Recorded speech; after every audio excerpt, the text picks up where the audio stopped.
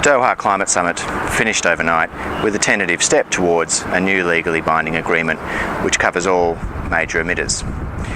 Doha was a difficult meeting and some of the conclusions were modest, but governments did manage to conclude the negotiations around the second commitment period of the Kyoto Protocol and the rules that are associated with that, but also to move the Bali Action Plan agreements from political negotiations into implementation. There are some key implications for the Doha Agreement for Australia.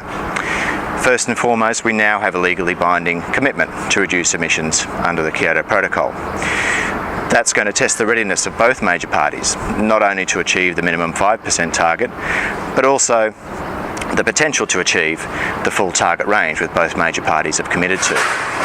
Under Kyoto, and indeed across the broader package, there's a range of mechanisms that will put increasing international scrutiny on the level of ambition that Australia is taking. So both major parties need to be ready to move beyond the minimum 5% target and need to have policies that can achieve stronger emission reductions.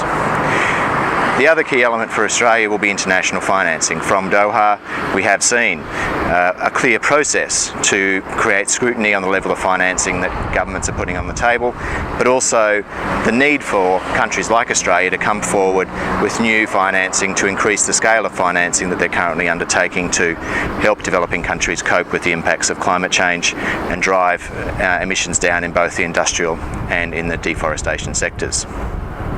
So overall, the Doha outcomes were a positive step forward. They could have been more ambitious, and to achieve a more ambitious in the future, what we are going to need is strong policy momentum at the domestic level, countries coming forward with stronger emission reduction targets, and we're also going to need strong commitments on international financing. But we are on our way towards a 2015 agreement that can cover all major emitters and see the world on a stronger path to avoid dangerous climate change.